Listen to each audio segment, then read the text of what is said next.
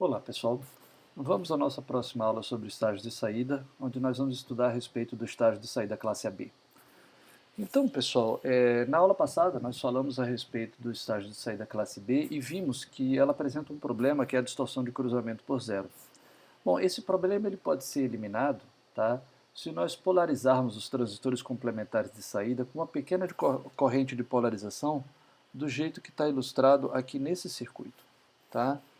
Então vejam, a gente vai colocar entre as duas bases, né, uma tensão VBB, tá, que seja suficiente para garantir que quando VI for igual a zero e, portanto, VO for igual a zero, ambos os transistores estejam polarizados, tá, na região ativa, tá, que eles não estejam cortados, que era o problema que nós tínhamos na configuração classe B.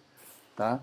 No classe B, quando VI e VO eram iguais a zero, os dois transistores estavam cortados.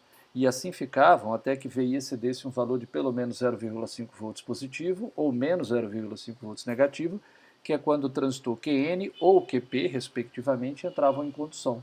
Tá? Então a variação de VI entre menos 0,5 e mais 0,5 ela não era acompanhada por VO, criando a distorção de cruzamento. Tá? Então a ideia agora, para evitar que isso aconteça, é garantir que quando o VI tiver um valor próximo de zero, os dois transistores estejam polarizados com uma pequena corrente. Tá? Para isso a gente vai introduzir uma diferença de tensão VBB entre as bases dos transistores QN e QP, garantindo dessa forma que ambos estarão conduzindo na vizinhança de VI igual a 0 volts. Tá certo? Então veja, o que vai acontecer, né? Nessa situação, tá? Quando o VI estiver próximo, estiver em torno de zero, ambos vão estar conduzindo, né? E à medida que VI começar a aumentar, certo? VO vai começar a aumentar, tá? E aí a gente vai ter que a corrente N, que está aqui, que é a corrente fornecida pelo transistor QN, começa a aumentar para fornecer a corrente L que vai ser entregue à carga, enquanto que IP começa a diminuir. Por outro lado, quando VI assumir valores negativos, tá? Aí IN começa a diminuir e IP começa a aumentar de modo a fornecer, a puxar da carga a corrente necessária para produzir a tensão VO negativa, que vai acompanhar a tensão VI também negativa, certo? Então veja, se a gente assumir, né, que os dois transistores QN e QP são casados, a gente pode dizer que na condição quiescente, ou seja, quando VI e VO forem iguais a zero, certo? Nós teremos a corrente IN igual à corrente IP, e IL vai ser igual a zero, porque VO e VI vão ser iguais a zero nesse momento. Tá? Então não vai ter corrente por aqui, e essa corrente IN vai ser igual à corrente IP, que é isso aqui. Essas correntes, na condição quiescente ou na condição com VI e VO iguais a zero, a gente chama ela de uma corrente quiescente IQ, que vai ser igual a IS, né, que é a corrente de escala, né, dos transistores QN e QP, que devem ser iguais porque eles devem ser casados, tá? Que vai ser igual a VBB sobre 2 VT. Tá? VBB sobre 2 VT, certo? E nós vamos escolher o valor de VBB a ser usado aqui, né, de modo a garantir que a corrente quiescente seja aquela que nós desejemos para o projeto que a gente quer fazer, ok? Vamos ver como é que funciona a operação do circuito, certo? Então, quando o VI excursiona positivamente por um certo valor, a tensão na base de Qn aumenta com esse mesmo valor e a saída se torna positiva com o valor quase igual. Tá? Então veja, à medida que VI começa a aumentar, né, a tensão aqui na base de Qn aumenta, porque vai ser VI mais VBB sobre 2. Como VI está crescendo, VBB sobre 2 é constante, né?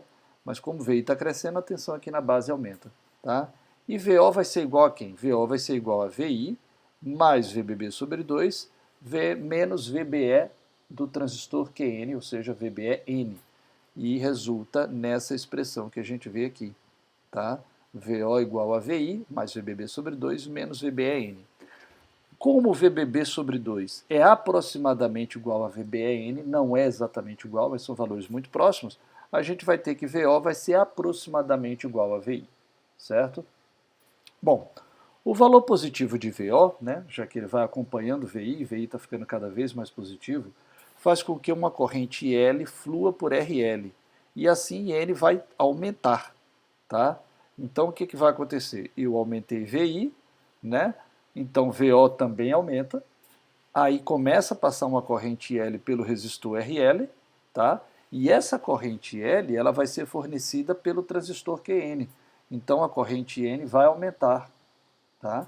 E a gente vê pela lei dos nós aqui, né, que N vai ser igual a IP mais IL, tá? E aí é essa expressão que a gente vê aqui, certo? O aumento em N, ele vai ser acompanhado por um aumento correspondente em VBE-N, acima do valor quiescente VBB sobre 2.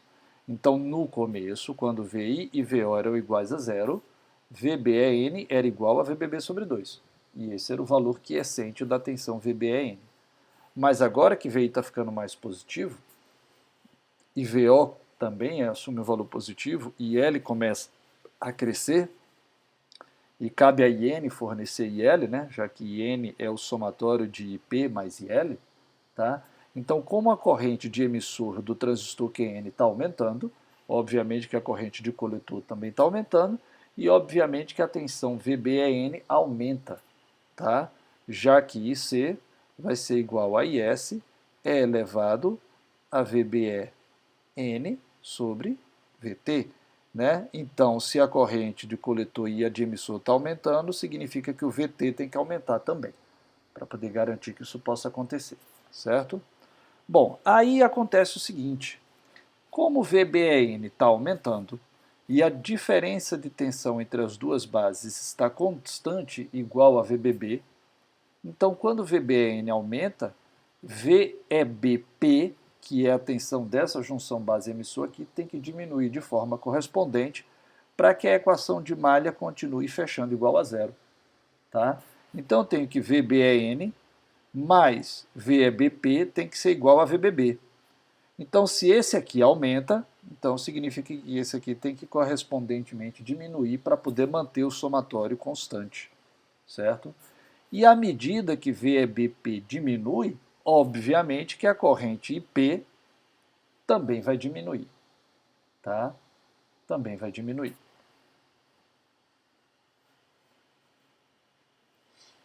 Então, né, a relação entre IN e IP é dada da seguinte maneira. A gente vê que VBEN mais VEBP é igual a VBB, tá?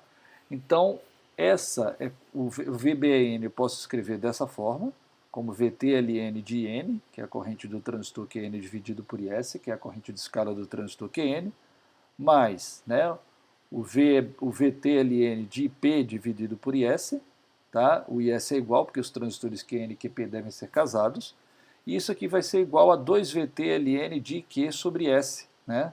Onde essa é a expressão para VBB, tá? E que a gente pode conferir derivando ela, né, a partir dessa expressão aqui, ó. Se a gente aplicar logaritmo na base neperiana dos dois lados, né, a gente vai conseguir chegar nessa expressão aqui, né, que relaciona VBB, certo? Então, e eu posso dizer também, né, a partir dessa equação logarítmica aqui, né, que como se eu aplicar propriedades do logaritmo, né, eu posso escrever que o somatório desses dois logaritmos é igual ao logaritmo do produto, certo? É igual ao logaritmo do produto. Então aqui eu vou ter IN vezes IP, e aqui eu tenho IS vezes IS. E aqui o que é que eu vou ter? Esse 2 aqui, ó, o produto do logaritmo, né? Esse 2 pode vir aqui para dentro, tá? Tiro ele daqui e boto ele aqui, elevado ao quadrado.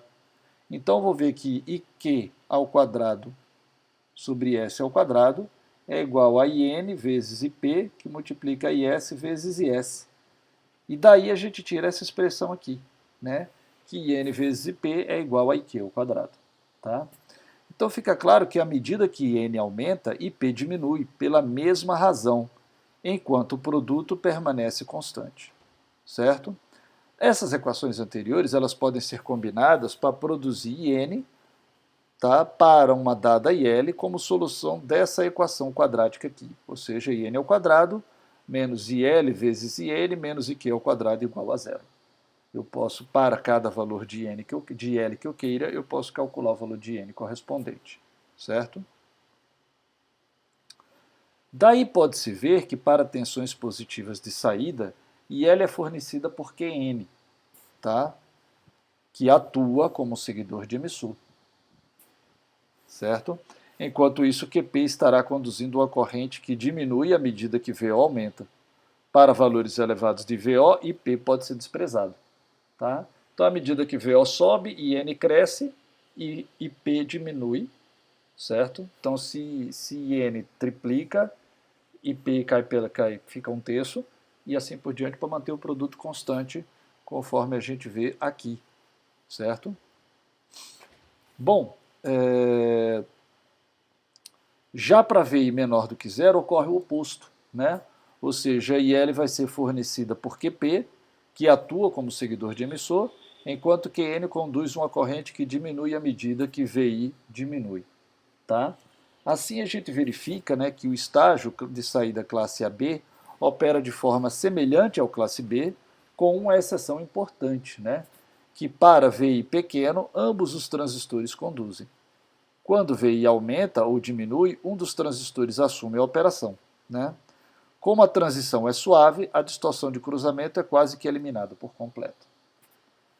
Bom, aqui a gente pode ver a característica de transferência do estágio classe AB, tá? Onde a gente vê que não existe a distorção de cruzamento, tá? Além do que a gente não tem aquele deslocamento da curva que a gente tinha no caso do classe B.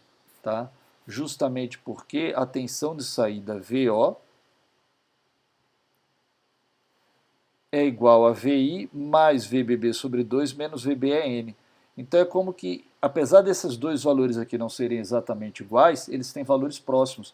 E isso faz com que VO seja aproximadamente igual a VI. A gente já falou isso, vamos enfatizar novamente. Bom, claro que continua havendo os limites de saturação superior e inferior, do mesmo jeito que a gente viu para o classe B, certo? Quanto às questões ligadas à potência no estágio de saída classe B, elas são praticamente iguais às as relações de potência no estágio de saída classe AB, elas são quase idênticas que as do classe B. Se vocês lembrarem da aula sobre o estágio de saída classe B, né, nós desconsideramos a distorção de cruzamento por zero para poder fazer os cálculos. Tá? Assumimos que ela era pequena, não valia a pena entrar naquele mérito e desprezamos. Tá? Então, quando a gente despreza a distorção de cruzamento por zero, a gente fica com o resultado do classe AB, que não tem a distorção de cruzamento por zero. Mas tem uma diferença também nesse caso. Né? No caso do classe AB tem uma diferença a mais, que é que sob condição quiescente, que é quando VI igual a zero e VO igual a zero, tá? Nessa condição, o estágio classe AB dissipa uma potência IQVCC por transistor, tá? Porque mesmo nessa condição, né, mesmo quando eu tenho VI igual a zero, o estágio classe AB, diferente do classe B, tem uma pequena corrente de polarização IQ, tá? E a gente precisa levar isso em consideração no cálculo de potência dissipada. Então, em condição quiescente, enquanto que o classe B tem dissipação de potência nula, o classe AB tem uma pequena dissipação de potência dada por IQ, que é a corrente quiescente, quando VI e VO é igual a zero, que multiplica VCC, certo? Por transistor. Então vai ser 2 vezes isso para o estágio como um todo. Mas como o IQ é normalmente muito menor do que a corrente de pico da carga, na prática não chega a 10%, tá? No máximo seria 10%, então a dissipação de potência quiescente normalmente é pequena. Se vocês lembrarem do classe A, que não tinha problema de distorção de cruzamento, eu tinha que polarizar com uma corrente maior ou igual do que a corrente de pico da carga. Então a dissipação de potência na condição quiescente era máxima. Né? Já agora no caso do classe AB, eu tenho alguma dissipação de potência, não é nula como no caso do classe B, mas é bem menor do que a do classe A. o que melhora bastante o seu rendimento, certo? Bom, vamos dar sequência, tá? Então, para a gente poder levar em consideração o fato de que existe essa dissipação quiescente de potência, tá? A gente pode simplesmente adicionar a dissipação quiescente por transistor à sua máxima dissipação de potência quando tem o sinal de entrada aplicado, para poder obter a dissipação de potência total que cada transistor deve ser capaz de dissipar ou suportar com segurança, certo? Ok, vamos falar agora sobre a resistência de saída, tá? Considerando que a fonte de sinal que fornece o sinal VI seja ideal, então a resistência de saída do classe AB pode ser determinada a partir desse circuitinho aqui, ó. Então a gente quer determinar o Rout, que é a resistência que a gente enxerga quando olha por aqui, matando a fonte de sinal de entrada, que normalmente é o que a gente faz quando precisa medir resistência de saída, tá? Então, fazendo isso, a gente vai ver que a nossa resistência de saída Rout vai ser igual à resistência RE do transistor QN em paralelo com a resistência RE do transistor QP, que é o que está aqui, ó, REN em paralelo com o REP, sendo que o REN é VT dividido por IN, o REP é VT dividido por IP, onde IP é a corrente fornecida pelo transistor QP, né? E assim a gente vai ver que o Rout vai ser igual a VT dividido por RN em paralelo com VT dividido por IP, que é igual a VT dividido por IN mais IP. Tá? Então, a gente vê, através dessa expressão, né, que quando o IN diminui, tá? Perdão, a gente sabe o seguinte, que uma vez que quando o IN diminui, IP aumenta, ou vice-versa, o Rout se mantém aproximadamente constante. Porque quando esse cara aqui diminui, né, que é porque o transistor está excursionando negativamente, então o IP está aumentando, mas eu tenho o somatório aqui do denominador mais ou menos constante. Tá? Já na parte positiva, IN aumenta, aí para compensar o IP diminui, e esse somatório se mantém aproximadamente constante, o Rout varia muito pouco. Tá? Então, né, o Rout se mantém aproximadamente constante na região em torno de VI igual a zero. E, na verdade, essa é a razão verdadeira, né, da ausência da distorção de cruzamento. Tá? Bom, já para valores maiores da corrente L, tá, tanto IN quanto IP serão significantes e Rout diminui à medida que L aumenta. Ou seja, quando IL for positivo, significa que IN cresce muito. IP diminui, mas IN cresce muito, fazendo com que Rout seja pequeno, menor do que quando VI é próximo de zero, que ele está operando na condição quiescente. Tá?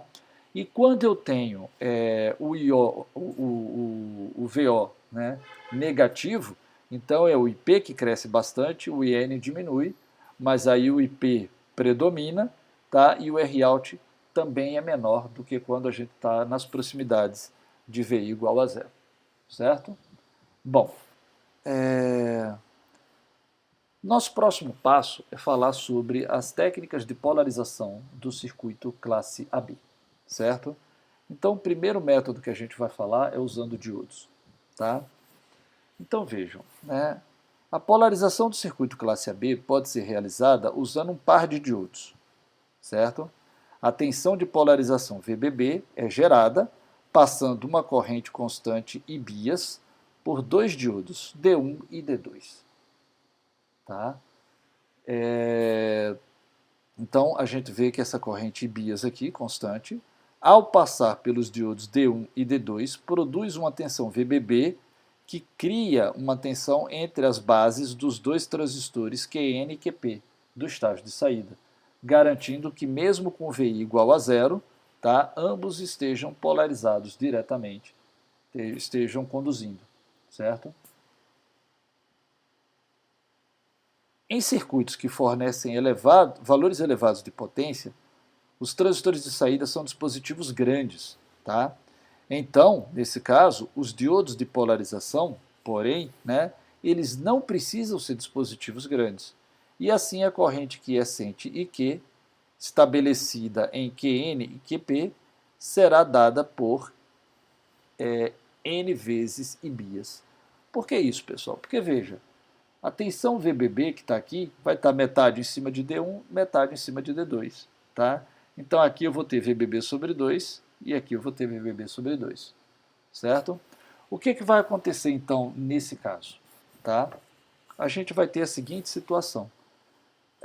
Como a gente sabe, né, que IC vai ser igual a IS E elevado a VBE sobre VT, tá? E o VBE vai ser o mesmo aqui ou aqui, certo? Mas o IC vai depender do valor de S. E normalmente, tá? O IS dos transistores do estágio de saída, como eles precisam fornecer correntes elevadas e alta potência para carga, eu tenho áreas de junção maiores. E aí, diante disso, certo? Eu vou ter, para uma mesma tensão VBE aqui, que é igual a que eu tenho em cima desse diodo, eu vou ter uma corrente maior aqui do que a corrente que vai estar passando aqui. Então isso vai fazer com que a corrente IQ, que vai estar aqui, ó, seja N vezes I bias, onde N é a razão entre a corrente S dos transistores de saída e a corrente S dos diodos, que são dispositivos menores. Certo?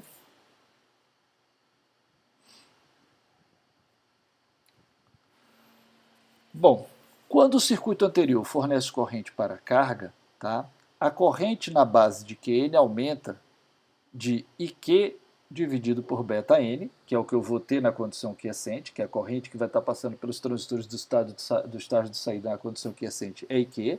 Então, na base do transistor Qn, eu vou ter IQ dividido por beta N.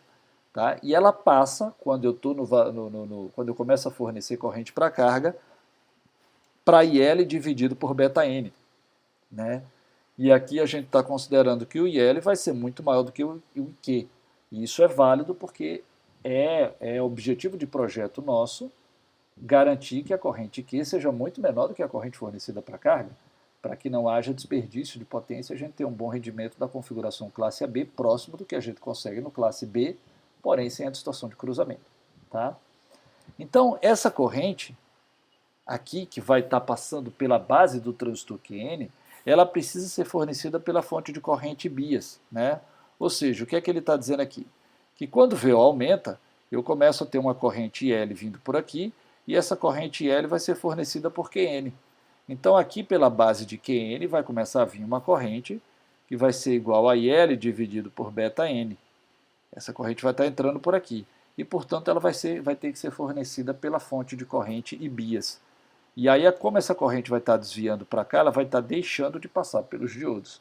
Na condição quiescente, eu tinha IQ aqui, que é um valor muito menor do que a corrente L, né? Então a corrente que vinha aqui pela base era muito pouca, e a gente podia desprezar e considerar que o IBIAS passava quase que integralmente pelos diodos. Mas quando o VO vai aumentando e a corrente de carga começa a crescer, a corrente de base começa a aumentar e eu já não posso mais assumir que a corrente pelos diodos seja igual a IBIAS. Certo? Então, a partir daí, a gente pode escrever algumas relações. Por exemplo, eu preciso garantir que a corrente bias seja maior do que a máxima corrente que eu vou ter sendo entregue à carga, dividido pelo beta N. Então, eu preciso ver qual é a máxima corrente que eu vou ter vindo aqui por RL. Eu vou chamar ela de IL chapéu. Pronto. Então, qual vai ser a corrente máxima que eu vou ter aqui na base? Vai ser igual a IL chapéu, né? Vai ser igual. Opa, espera um instantinho. Prontinho. Então, a corrente máxima que eu vou ter passando, né, aqui pela base de Q1, tá? Vai ser IL chapéu dividido por beta N. E eu preciso garantir que IBIAS seja maior do que essa corrente, para que mesmo quando ela estiver sendo puxada aqui para a base de QN, eu ainda tenha alguma corrente passando pelos diodos D1 e D2, certo? Então, diante disso, eu tenho isso aqui, ó, que IBIAS tem que ser maior do que a corrente máxima pela carga dividido por beta N, tá? Por outro lado, a gente viu há pouco, né, essa expressão aqui, ó, que Q é igual a N vezes IBIAS, certo? Então a gente pode dizer que Q vai ser igual a N vezes IBIAS, e a gente sabe, né, da ideia do projeto da configuração classe AB, que a corrente quiescente, que é a corrente que eu vou ter quando VI é igual a zero, tem que ser muito menor do que a corrente de carga. Então eu preciso que IQ seja muito menor do que IL. Tá? Na prática, esse muito menor significa de no máximo 10%. Então eu tenho que IQ tem que ser menor do que 0,1 vezes IL. Certo? Então isso me dá uma faixa de limites para a corrente IBIAS. Então eu tenho que ter IBIAS maior do que o máximo da corrente na carga dividido por ΔN, que é essa expressão aqui, mas tenho que ter IBIAS muito menor, né? Se eu jogar esse N para cá dividindo, ó, então eu vou ter aqui sobre N, né? Então eu tenho IBIAS muito menor do que IL chapéu sobre N, que é o que eu tenho aqui. Tá? Isso significa, né, para que isso seja verdadeiro, que N tem que ser muito menor do que ΔN. Senão não vai existir nenhum valor de IBIAS que atenda a essas duas exigências ao mesmo tempo. Tá? Como a gente viu que o muito menor aqui, que o IQ muito menor do que IL, significa que o IQ deve ser menor do que 10% de L, então a gente pode codificar essa informação tirando esse muito menor e colocando apenas menor, mas colocando o 0,1 multiplicando pelo IL chapéu. Tá? Então aí já não precisa ser muito menor, porque eu já incorporei essa característica aqui.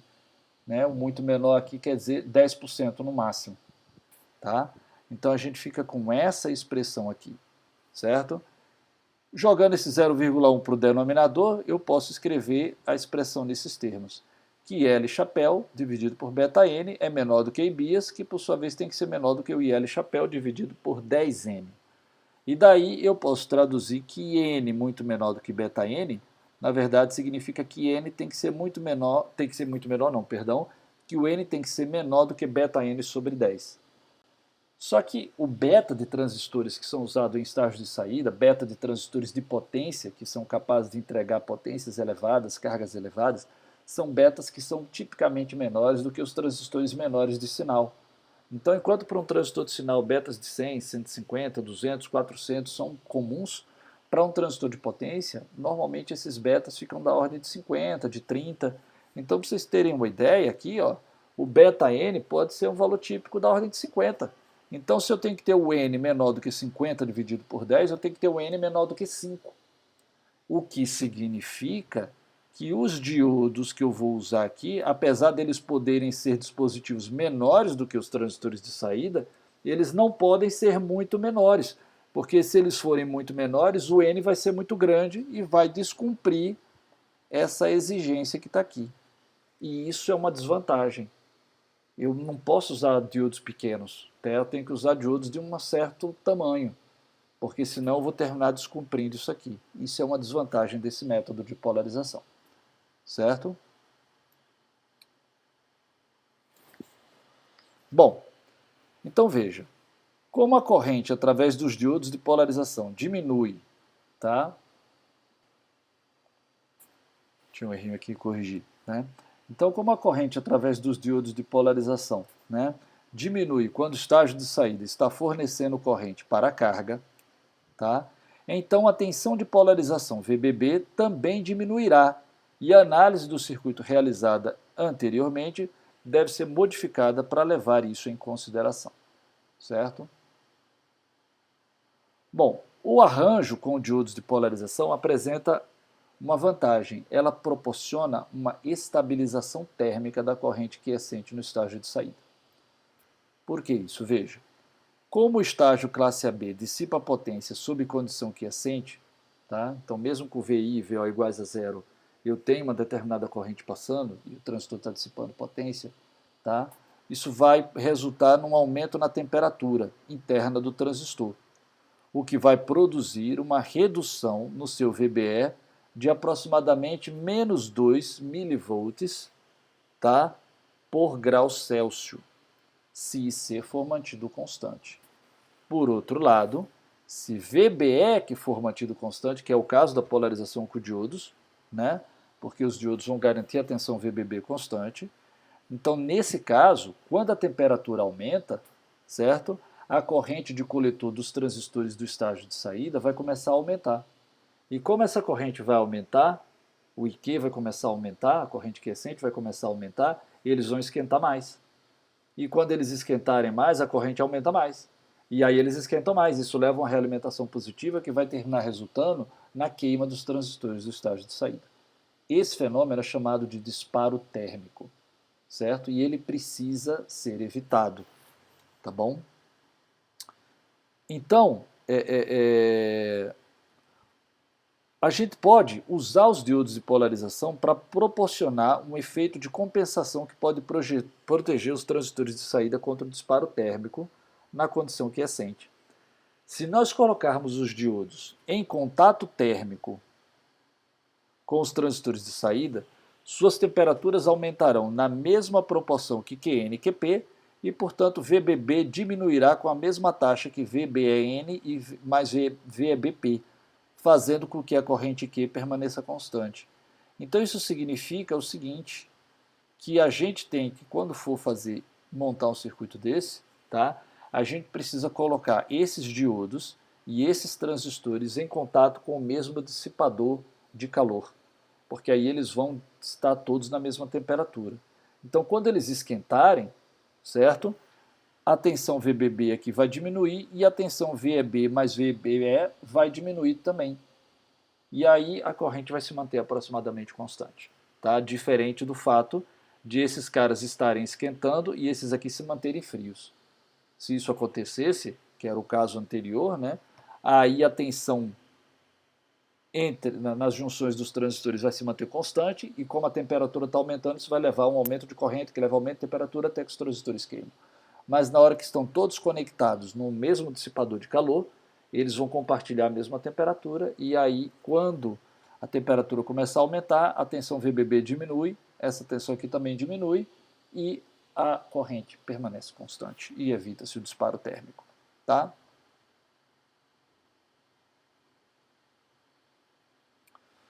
Bom, vamos fazer então um exemplo, tá, para ilustrar um pouco a ideia do que a gente está vendo até agora, certo?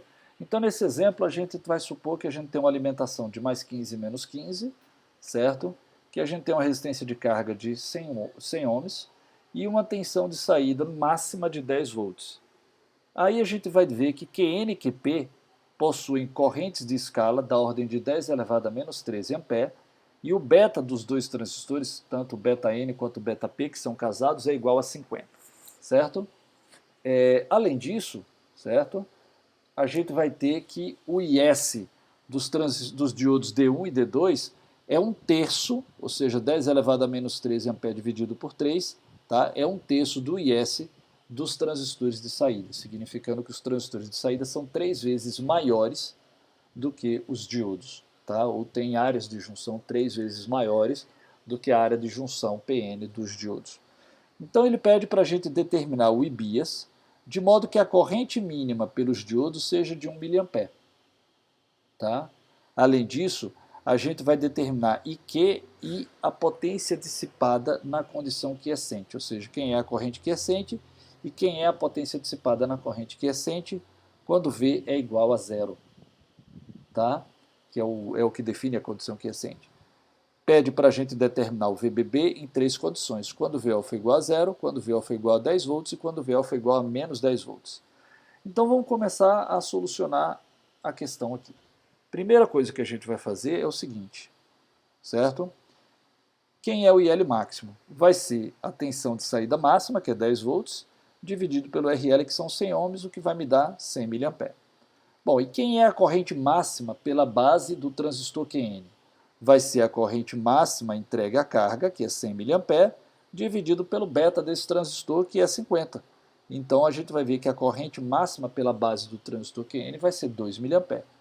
Então a gente sabe que no caso em que a corrente por aqui é máxima de 100 mA, a corrente que vai estar entrando aqui na base de QN máxima é 2 mA. Então eu preciso garantir um IBIAS que forneça 2 mA para cá e ainda forneça 1 mA para os diodos, como foi pedido na questão. Isso me diz que o meu IBIAS tem que ser 3 mA, certo? Então a gente vai obter, através desse cálculo, o valor do IBIAS em 3 mA. Como N é igual a 3, porque os diodos de saída, os transistores de saída, desculpem, tem uma área de junção 3 vezes maior do que a dos diodos de polarização. Então significa que a corrente quiescente, que é igual a N vezes I bias, vai ser igual a 3 vezes 3, ou seja, 9 mA. E quem vai ser a potência dissipada? A potência dissipada em cada transistor é VCC sobre Q. VCC é 15 e o IQ é 9. Mas como são dois transistores, eu preciso multiplicar por 2, o que vai dar 270 miliwatts de potência dissipada nos transistores de saída, tá? Quando eu tenho a condição quiescente, que é quando VI e VO são iguais a zero. Tá? Agora vejamos o seguinte. Na condição em que VO é igual a zero, ou seja, na condição quiescente, qual é a corrente que efetivamente vai estar sendo drenada, vai estar entrando pela base do transistor QN? Ora, quando VO é igual a zero, a corrente L é zero. Então não é esse caso que eu tenho aqui. Ó. Esse caso que eu tenho aqui, que deu 2 mA, é quando a corrente de carga é máxima. É quando VO é igual a 10 volts. Mas agora a gente está olhando com o VO é igual a zero. Nessa condição, o transistor QN vai estar passando por ele a corrente Q. Então, em sua base, eu vou ter IQ dividido por beta N, ou seja, 9 dividido por 50, o que vai dar 0,18 mA. Tá? Isso vai deixar uma corrente de 3 menos 0,18, ou seja, 2,82 mA, circulando pelos diodos de polarização. Tá? Então, como para os diodos o IS é igual a 10 elevado a menos 13 sobre 3 A, a gente pode ver que a tensão VBB vai ser igual a 2VT ln de 2,82 vezes 10 a menos 3, dividido por 10 elevado a menos 13 A, o que vai resultar num VBB de 1,26 volts. Tá? 1,26 volts quando VO é igual a zero. E quando VO for igual a 10 volts? Ora, quando VO for igual a 10 volts, a corrente que passa pelos diodos vai ser de 1 mA. Então, se eu repetir esse cálculo aqui com 1 mA no lugar de 2,82 mA, eu vou ter uma tensão VBB de saída de 1,21 volts. E no outro extremo, quando VO for igual a menos 10 volts? Ora, quando VO for igual a menos 10 volts, então quem vai estar fornecendo praticamente toda a corrente vai ser o transistor QP. E por QN vai passar uma corrente desprezível. Então a corrente I bias vai estar praticamente toda ela passando pelos diodos, e eu teria que repetir esse cálculo, colocando aqui no lugar de 2,82 mA, 3 mA. Tá? Só que como a diferença de 3 mA para 2,82 mA é muito pequena, o valor de VBB vai dar aproximadamente igual a 1,26 volts novamente. Certo? E com isso a gente termina esse exercício. Tá bom? Esse exemplo. Bom, o nosso próximo passo é falar de um outro método de polarização chamado multiplicador de VBE. Tá? Então, nesse arranjo de polarização, a gente tem essa estrutura aqui. Certo? Então, no lugar onde a gente tinha os dois diodos, a gente agora vai ter o transistor Q1, certo? E entre o seu coletor e a sua base eu vou ter o resistor R2, e entre a sua base e o seu emissor eu vou ter o resistor R1. Tá?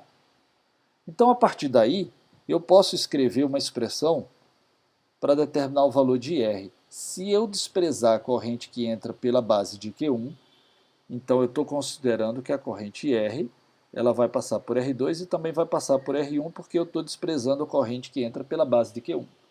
Nessas condições, eu posso escrever que R vai ser igual a VBE1 dividido por R1. Por quê? A tensão em cima de R1 é a tensão base emissor do transistor Q1, ou seja, VBE1. E daí eu escrevo que R é igual a VBE1 dividido por R1. Certo? E a tensão na malha de polarização, né, a tensão VBB, vai ser igual à corrente R, que eu estou assumindo que é a mesma em R2 e R1. Tá? Então, o IR multiplicado pelo somatório de R2 e R1 vai me dar a tensão VBB aqui. Então, eu posso vir aqui e escrever que VBB vai ser igual a IR, que multiplica R1 mais R2. Colocando no lugar de R essa expressão aqui, tá? E jogando R1 aqui para dentro, eu vou ter R1 aqui, então isso aqui vai cancelar e vai ficar igual a 1. E aqui eu vou ter R1 dividindo, vai me dar R2 sobre R1. Né? Então eu vou ter que VBB vai ser igual a VBE1, que multiplica 1 mais R2 sobre R1. Daí o nome desse circuito se chamar multiplicador de VBE, porque a tensão VBB é dada por VBE multiplicado por uma constante, que é 1 mais R2 dividido por R1. Certo? Bom, o fator de multiplicação, então, ele é ajustado pelo projetista, certo? Para poder estabelecer o valor de VBB necessário para poder produzir a corrente quiescente e Q desejada, certo? Então, o valor de VBE1 ele é determinado pela porção de Ibias que circula através do coletor de Q1. Vejam, a tensão VBE1 aqui, né? A tensão VBE1 vai depender de IC1, né? Eu sei que IC1 vai ser igual a IS elevado a VBB, a VBE1, né? Sobre VT. Então, o VBE1 depende do IC1, tá certo? Então, o Ibias vai dizer quanto de corrente que vai passar por aqui. E isso vai determinar o valor de VBE1. É o que ele está dizendo aqui para a gente, tá? O valor de VBE1 é determinado pela porção de Ibias que circula através do coletor de Q1. Ou seja, IC1 vai ser igual a Ibias menos IR. E eu posso escrever que VBE1 vai ser igual a VT ln de IC1 sobre S1, tá? Bom, nesse caso foi desprezado a corrente de base de Qn, que normalmente é mesmo muito pequena, tanto na condição quiescente como quando a tensão de saída excursiona no sentido negativo. Por quê? Porque quando a gente está tendo a excursão, quando o VO é negativo, quem fornece praticamente toda a corrente é QP, e IN, nesse caso, é aproximadamente zero, é desprezível. Então a corrente aqui pela base também pode ser desprezada e Ibias vem praticamente toda para o multiplicador de VBE. Tá? A mesma coisa acontece quando VO é igual a zero. Por aqui passa apenas a corrente Q, que tem que ser muito pequena. Então a corrente de base também pode ser desprezada nesse caso e Ibias também vem praticamente toda ela para o multiplicador de VBE. Mas quando o VO é positivo, a coisa muda de figura. A corrente L é fornecida pelo transistor QN. Logo, a corrente de base aumenta bastante e isso faz com que o tanto de Ibias que circula pelo multiplicador de VBE diminua muito, tá? Que é o que ele está dizendo aqui, tá? Então, ó, contudo, para VO positivo, especialmente próxima do valor de pico, a corrente de base de Qn pode se tornar maior e reduzir a corrente fornecida para o multiplicador de VBE, tá? Entretanto, como a grande variação em IC1 corresponde a uma pequena variação de VBE1, a diminuição na corrente será quase que totalmente absorvida por Q1, fazendo IR e, portanto, VBB quase constantes. O que ele está dizendo? Mesmo quando VO é grande, IL é grande, IN cresce, porque é IN que vai fornecer IL, tá? E, portanto, a corrente de base de Q1 aumenta muito, fazendo com que a porção de Ibias que circula pelo multiplicador de VBE diminua. Isso vai fazer quase que a redução toda vai acontecer em cima de IC1. Porque como a expressão aqui do VBE, do VB1, está aqui, ó, ela é logarítmica, grandes variações de IC vão produzir variações muito pequenas de VBE1. E como o VBE1 vai variar pouco, o IR vai variar pouco. Então, quando acontecer o caso que VO cresce, que IL e, portanto, IN cresce, e, portanto, a corrente de base cresce, e a porção de Ibias que vem por aqui diminui, essa diminuição vai ficar quase que toda ela em cima de IC1 e IR vai ficar aproximadamente constante, certo? Mantendo a tensão VBB aproximadamente constante também. Ok?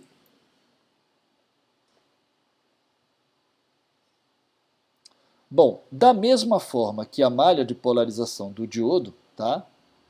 O circuito multiplicador de VBE pode produzir estabilização térmica em Q. E isso é especialmente verdadeiro se Q1 estiver em contato térmico com os transistores de saída. Tá bom? Então a gente consegue também a questão da estabilização térmica. Ok. Para terminar, então, pessoal, na verdade quase terminar, né? A nossa aula de agora, a gente vai fazer um outro exemplo, o exemplo 9.3. Tá? Nesse exemplo, ele pede para a gente reprojetar o estágio de saída classe AB do exemplo 9.2, polarizando agora com o multiplicador de VBE. Ele diz para a gente usar um transistor de geometria pequena para Q1, com IS igual a 10 elevado a menos 14. Lembrar que os transistores de saída têm IS igual a 10 elevado a menos 13, portanto tem área de junção 10 vezes maior do que o transistor Q1 que a gente vai usar para o multiplicador de VBE. E pede para projetar para um IQ de 2 mA. Se a gente lembra bem, a corrente máxima na saída é de 100 mA, então a gente está escolhendo uma corrente quiescente de apenas 2% da corrente máxima na carga. Tá? Vejam que está bem abaixo dos 10% do limite que a gente considerou antes, mas tudo bem, certo? E a gente já sabe que a corrente máxima pela base de Qn é de 2 mA. Então a gente vai fazer um IBIAS de 3 mA para poder garantir que mesmo quando a corrente de base for máxima, no transistor Qn, ou seja, 2 mA, ainda sobre pelo menos 1 mA para um multiplicador de VBE, certo? Então, como é que a gente vai fazer o projeto? A gente vai... É mais fácil para a gente se a gente analisar assim. Quando a corrente aqui na base for máxima, que é quando o VO estiver em 10 volts, então por aqui vai descer 100 mA, então esses 100 mA vão ter que ser fornecidos por Qn, então eu vou ter que ter uma corrente de base de 2 mA. Nessa condição, como o IBIAS é igual a 3 mA, a gente escolheu, vai estar descendo 1 mA aqui para o multiplicador de VBE.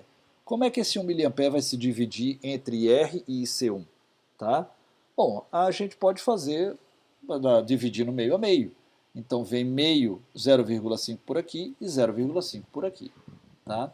Como a gente já viu, quando a corrente, a tensão de saída for zero ou negativa, então praticamente a gente pode desprezar a corrente pela base e é como se o IBIAS descesse todo por aqui.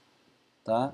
Como é que vai ficar a divisão nessa condição? Lembra que a gente falou que devido à resposta logarítmica, né, de que VBE1 varia logaritmicamente com a corrente, ou seja, grandes variações de corrente produzem pequenas variações de tensão, e se VBE1 está variando pouco, IR varia pouco.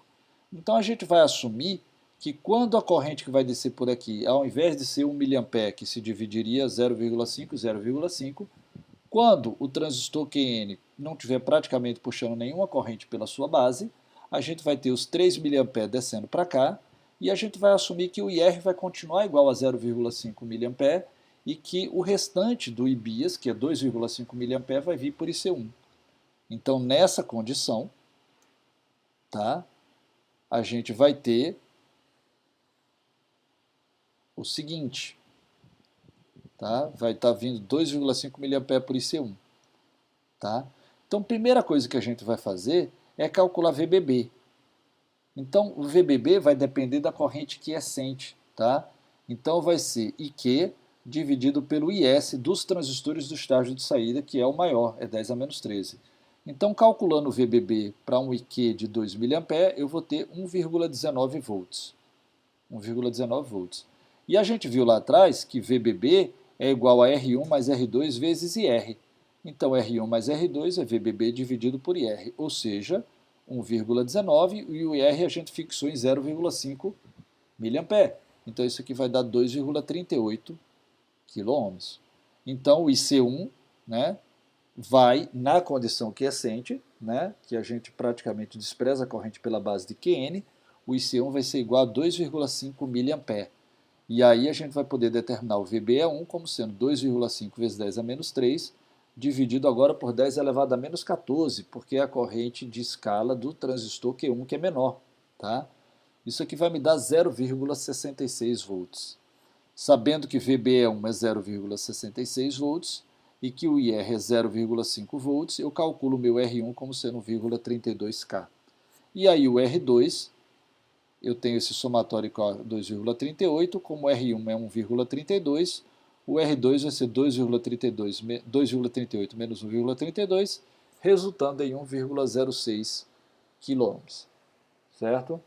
Se eu quisesse saber quanto é que fica o VBE1 quando a corrente C1, ao invés de 2,5 mA, for igual a apenas 0,5 mA, que é o caso que eu tenho quando a carga está recebendo a corrente máxima de 100 mA, e, portanto, pela base de Qn está indo os 2 mA, então apenas 1 mA do IBIAS desce para o multiplicador de VBE. Então, nessa condição, eu teria que trocar aqui, ao invés de fazer a conta com 2,5 mA para IC1, eu deveria fazer a conta com 0,5 mA para IC1, ou seja, 5 vezes menor. Tá? Nesse caso, aqui ao invés de ser 0,66, vai ser 0,61, 0,615, tá? Então eu tenho uma variação, porém uma variação pequena de tensão para uma variação de corrente da ordem de 5 vezes, certo? O que vai fazer, portanto, né, que como o VB1 vai diminuir um pouco, tá? O IR, que é calculado, depende do VBE1, né? O IR que depende do VBE1, vai diminuir apenas um pouco, vai diminuir de 0,5 para 0,46 mA, tá? Mantendo aquilo que eu disse, né? Que mesmo quando a porção de Ibias que desce para o multiplicador de VBE diminui muito porque a corrente de base de QN aumenta, ainda assim, tá? A gente vai ter um IR aproximadamente constante, porque a maior parte da variação vai ficar em cima de IC, ok? Bom, isso conclui esse exemplo, tá?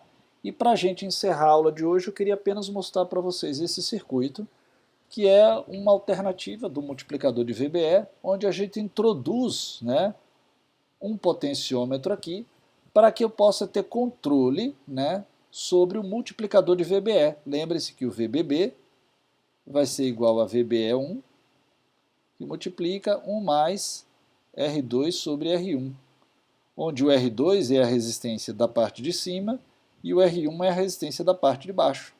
Então eu vou ter o R2 vai ser R4 mais uma porção de P1, e o R1 vai ser o R3 mais a porção restante de P1. Tá? E assim eu consigo fazer um ajuste para o multiplicador de VBE. Ok? Bom, pessoal, com isso a gente termina essa aula, tá? E fica faltando apenas uma última aula para que a gente termine a matéria de estágios de saída e, portanto, a matéria completa de Eletrônica 2. Obrigado por vocês por terem assistido e a gente se vê no próximo vídeo. Até mais.